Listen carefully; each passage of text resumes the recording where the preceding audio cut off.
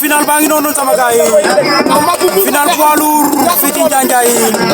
waaw arène Koro Maak John Njanjaay Fatick ndeysaan Sékou Diouf Mbine Ndiol Joal ndeysaan ñoom ñaar ku ne am na benn avertissement waaw est-ce que Mbine Ndiol amul deuxième avertissement moo tax Mbine Ndiol di ko forcer Sékou Diouf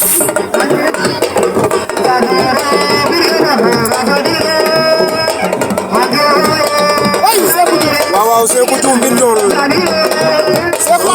la war na combat ba Mbine Ndiol amaana avertissement waaw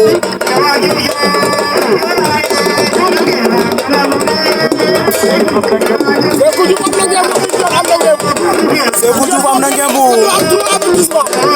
waaw Sékou Diouf Mbine Ndiol Sékou koy pousse Mbine Ndiol foo génnee da ngay jël ak avertissement ba xam arbitre lu muy wax daf leen owaat ñu bëre ndeysaan temps bi jeexagul avertissement pour Mbine Ndiol deux avertissement pour Mbine Ndiol waaw arbitre joxoon na Mbine Ndiol avertissement muy deuxième avertissement pour Mbine Ndiol Mbine Ndiol am na deux avertissement Sékou Diouf am na benn avertissement waaw sama gars yi Mbine Ndiol jëlaat na deuxième avertissement Sékou Diouf am na benn avertissement kon fu mu ne nii Sékou Diouf moom avantage ci combat bi waaw Sékou Diouf Mbine Ndiol final poids lourd fii ci Njanjaay Mbine Ndiol koy xar Mbine Ndiol koy xar Mbine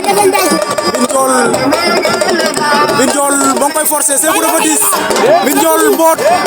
ñoo nga sa suuf jógaat bëre nañu final bi neex na Mbine Ndiol ngay bëre loo Sékou Mbine Ndiol jël na Sékou gars yi bëre nañu final ba waaw sama gars yi aram yëpp yuuxu nañ ndeysaan Mbine Ndiol ngay bëre lu béy mook Sékou Diouf Mbine Ndiol nee na xale la maa gën a nekk xale maa gën a féete ndaw kon damay bëre moom dama koy daan ndax dina yomb ci kanam lay leer Mbine Ndiol Sékou Diouf waaw amateur yi kontaan nañ Mbine Ndiol Sékou Mbine Ndiol daan na Sékou Diouf